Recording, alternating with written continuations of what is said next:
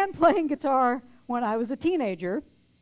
I could not afford formal lessons, so I sat in my bedroom with a cheap pawn shop guitar and a big book of songs by The Who that featured these enormous chord-shaped drawings, and I got to work.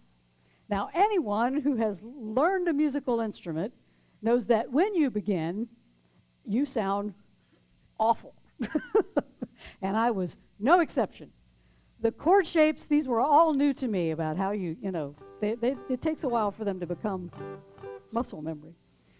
My left hand just went into revolt. No, it's not going to do this. And then, doing it smoothly, you're like, or wait, because you haven't gotten your fingers down all the way yet. And then you're like, wait a minute, next door. I got this. Right. So it was torturous. I mean, not just for me and my soon-to-be calloused fingers, but anybody within earshot. It was torture. Over time, though, I got a bit better, and I even formed a band with some of my friends when I was in my late teens, early 20s. It was the 80s. We knew 3 chords really well.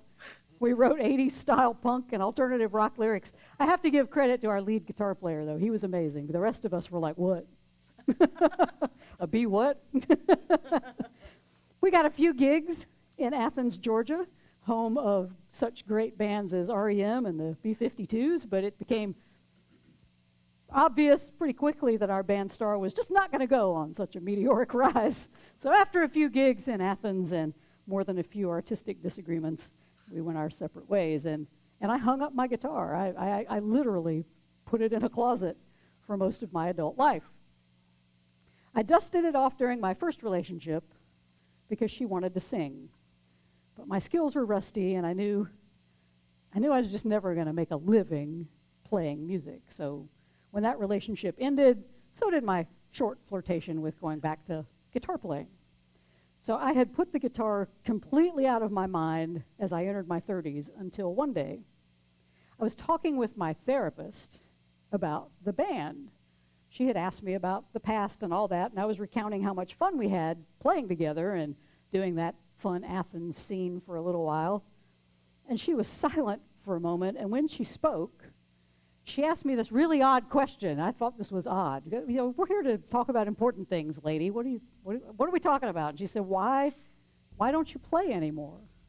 And I laughed, and I said, what's the point? It's not like I'm going to be a rock star. So she let that comment hang in the air for a minute. And then she asked, did you enjoy playing? And that just set me off on this description of what I'm really trying to capture for myself and for everyone today in today's talk. It's how to embrace playfulness. I told her, yeah, of course. I loved playing the guitar, and I didn't know all of, chords or theory or all that stuff really well. I had been in bands, so I know how to read music, but I just knew nothing about the guitar. And so what I would just do was sit for hours and just play up and down the neck, even if it sounded like crap. I just got lost in the notes, in the chords, in the dissonances, in the harmonies. I would just play at the guitar, and I'd be like, 4 hours have passed, and I'm just lost in it. Those times of just playing at it with no goal in mind, they were transcendent.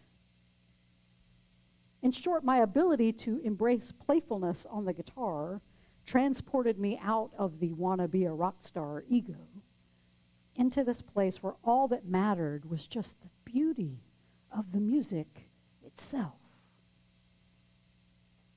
After which my therapist looked at me and asked that money question, so why can't you just play because you enjoy it? It would take me years to absorb the wisdom in that lesson and really hear what she said, because my ego was just all involved in the moment. In that moment, all I could understand was that this piece of wood and strings was not going to make me rich or famous. So it's totally possible. Huh? Totally possible. Still totally. But back then, I thought, what was the point? I was too busy playing totally possible in the negative. Right?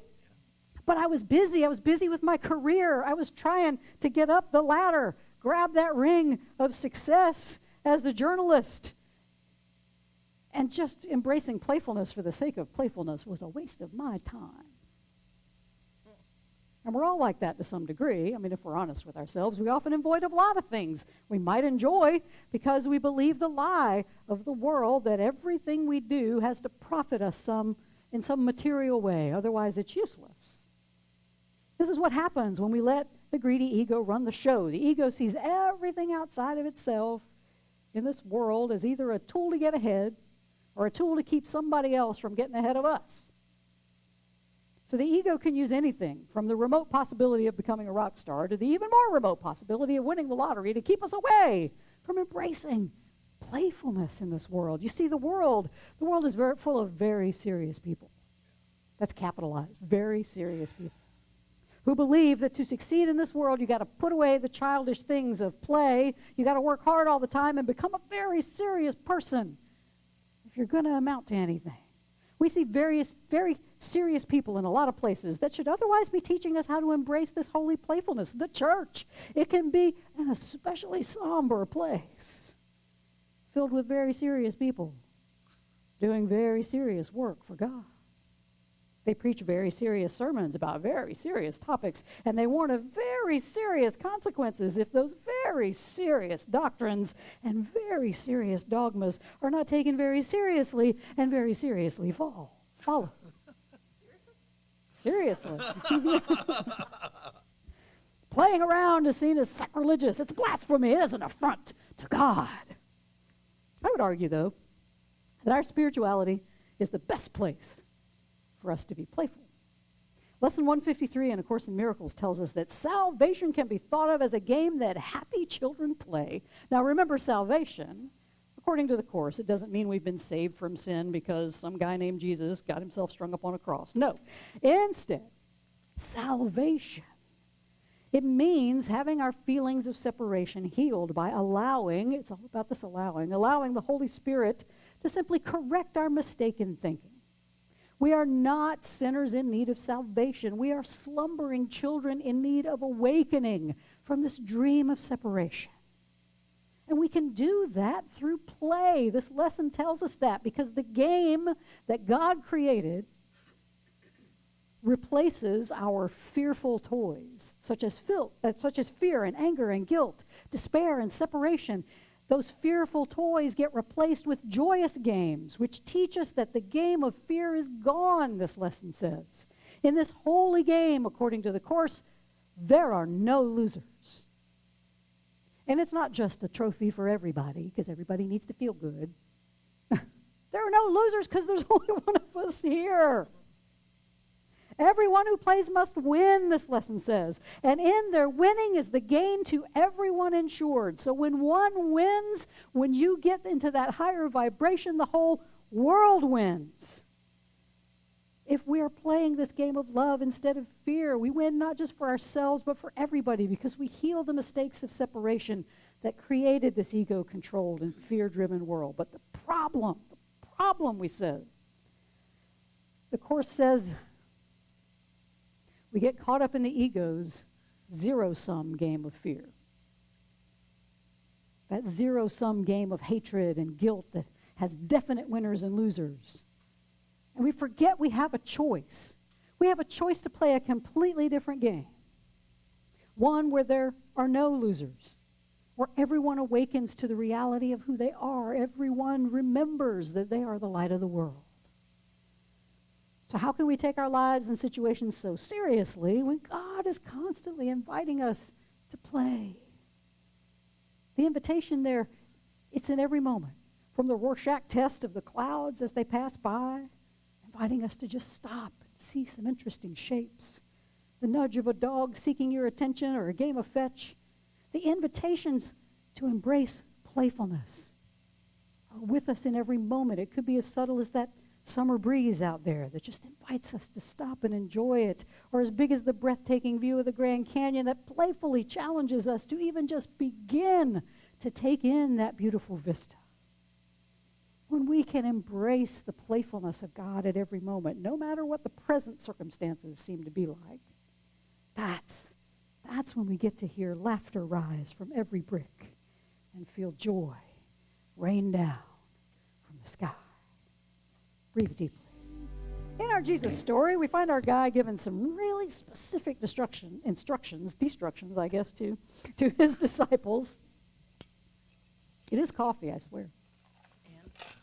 And? Coffee and sugar. I mean, no. Fake sugar. Anyway.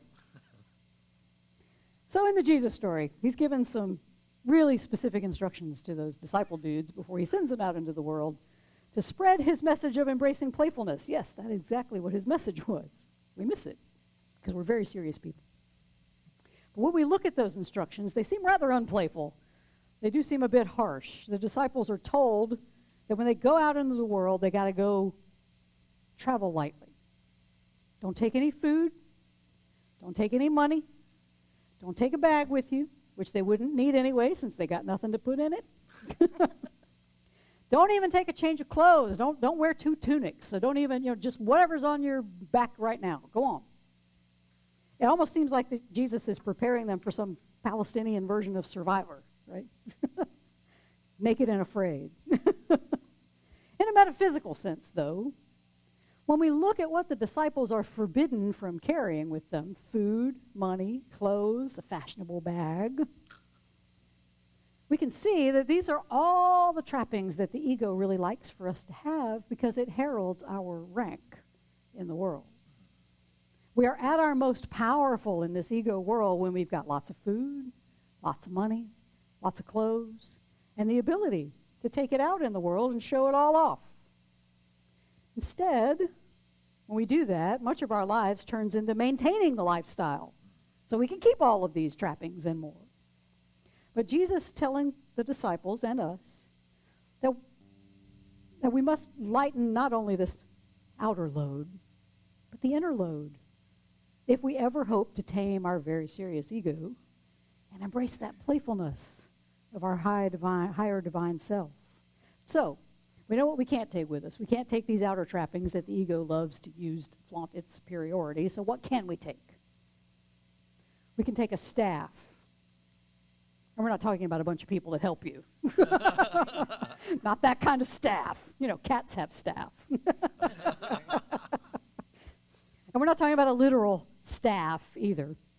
What Jesus is inviting us to do is take up the staff, the inner staff of love and joy and peace that creates within us an equanimity toward ourselves and all living creatures. When we walk in the world knowing we are not just surrounded by the love of God, but we are actually the embodiment of that love and equanimity for all, then it gets returned to us 100-fold, even more.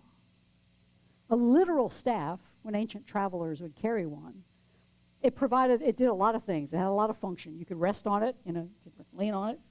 You could defend yourself from attackers, whether it's man or animal. But this inner staff, the inner staff of love, it provides rest.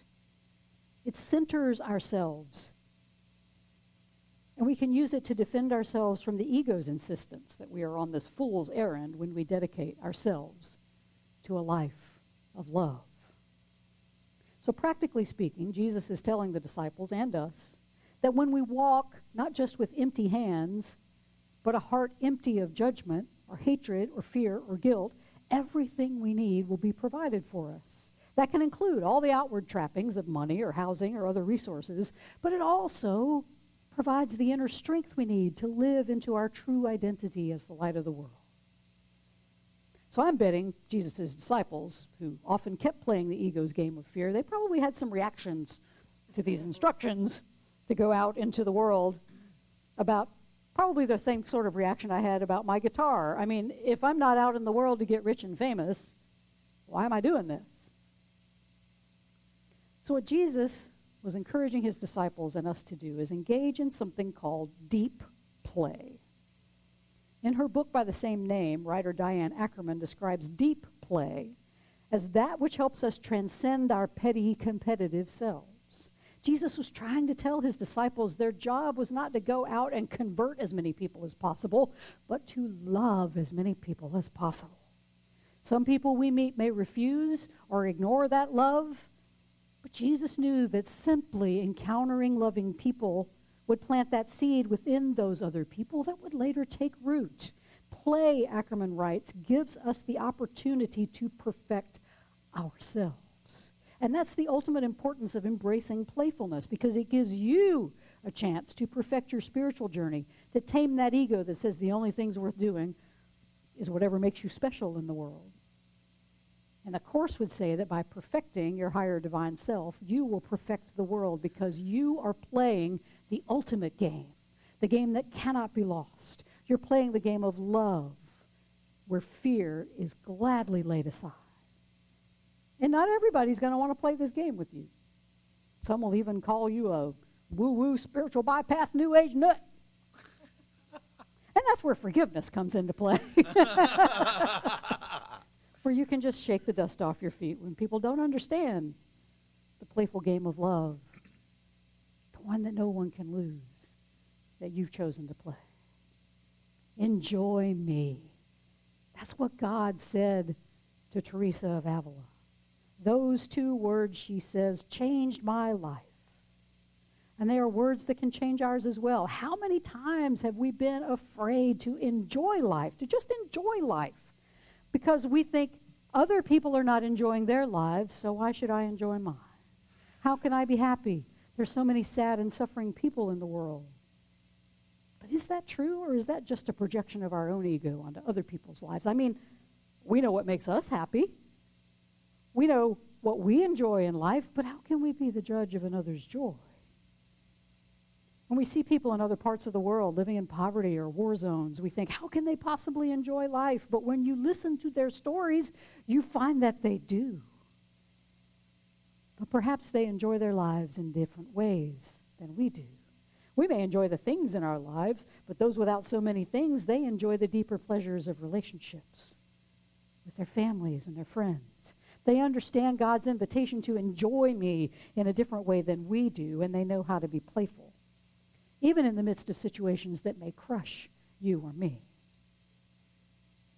When we can hear God's song of love, jubilance, even from those we consider to be worse off than we are, laughter comes from every brick in the street and every pore in the sky, writes St. Teresa.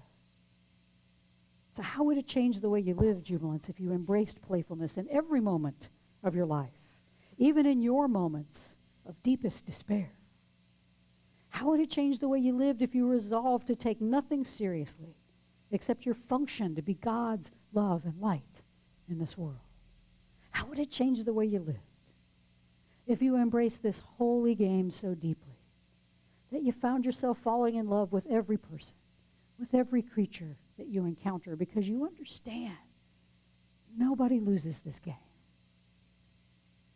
How would it change the way you live, jubilance, if you simply lived your life because you enjoyed it, whether the world lauded you or ignored you?